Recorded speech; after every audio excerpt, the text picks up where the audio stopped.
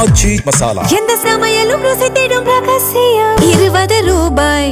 மத்திய அமைச்சர் JP. நட்டாவை CJP பிரதிநிதிகள் சந்தித்து 3 முக்கிய கோரிக்கைகளை முன்வைத்திருக்கிறார்கள். விவரங்களோடு இணைகிறார் நமது செய்தியாளர் ரமேஷ்குமார். வணக்கம் ரமேஷ்குமார், என்னென்ன கோரிக்கை வச்சிருக்காங்க, விவரங்கள்?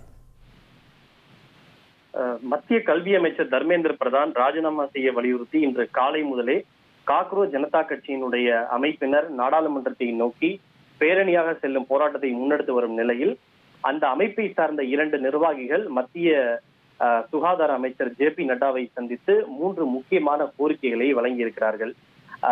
காக்ரோச் ஜனதா கட்சியினுடைய சார்பில் அதனுடைய செய்தி தொடர்பாளர்களான சௌரவ் தாஸ் மற்றும் அசுதோஷ் ரங்கா இருவரும் தான் மத்திய அமைச்சர் ஜே.பி. நட்டாவை சந்தித்து 3 விதமான கோரிக்கைகளை அவர்கள் முன்வைத்திருக்கிறார்கள்.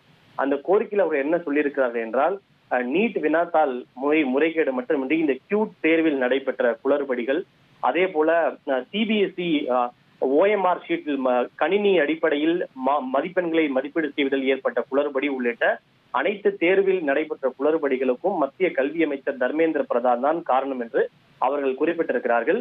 நீட் வினாத்தாள் முன்கூட்டியே கசிந்ததன் காரணமாக சுமார் 21 மாணவர்கள் தற்கொலை செய்து கொண்டிருப்பதாகவும் அவர்கள் குறிப்பிட்டிருக்கிறார்கள். எனவே மத்திய கல்வி அமைச்சர் தர்மேந்திர பிரதானை ஒன்று ராஜினாமா செய்ய வேண்டும் அல்லது பதவி நீக்கம் செய்ய வேண்டும் என்ற ஒரு கோரிக்கையை வலியுறுத்தி இருக்கிறார்கள். அடுத்ததாக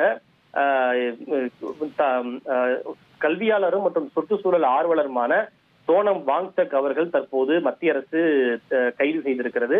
அவரை விடுவிக்கப்படுவதோடு அவருக்கு நடமாட்டத்திற்கு விதிக்கப்பட்ட அனைத்து தடைகளையும் மத்திய அரசு விலக்கிக் கொள்ள வேண்டும் என்றும் குறிப்பிட்டிருக்கிறது. இது 2வது கோரிக்கை. 3வதாக இந்த நீட் வினாத்தாள் கசிவால் சில மாணவர்கள் மனம் உடைந்து தற்கொலை செய்து கொண்டிருக்கிறார்கள். அவர்களுடைய குடும்பத்திற்கு தலா 1 கோடி ரூபாய் இழப்பீடு வழங்க வேண்டும் என்ற 3 முக்கியமான ஒரு கோரிக்கையை முன்வைத்திருக்கிறார்கள். மேலும் அமைதியான வழியில் போராடி வரக்கூடிய தங்களுடைய அமைப்பினர் மற்றும் மாணவர்களின் மீது காவல்துறை பலப்பிரயோகம் செய்வதையும் தடுத்து நிறுத்த வேண்டும் என்கிற ஒரு கோரிக்கையும் அவர்கள் முன்வைத்திருக்கிறார்கள்.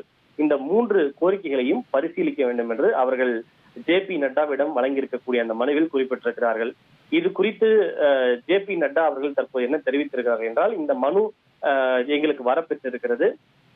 முதன்முறையாக இந்த போராட்டக்காரர்களிடமிருந்து பேச்சுவார்த்தை நடத்துவது தொடர்பான ஒரு பரிந்துரைகள் வரப்பட்டிருக்கிறது. இது தொடர்பான பேச்சுவார்த்தை இன்று காலை முதலே தொடர்ந்து நடைபெற்று வருகிறது.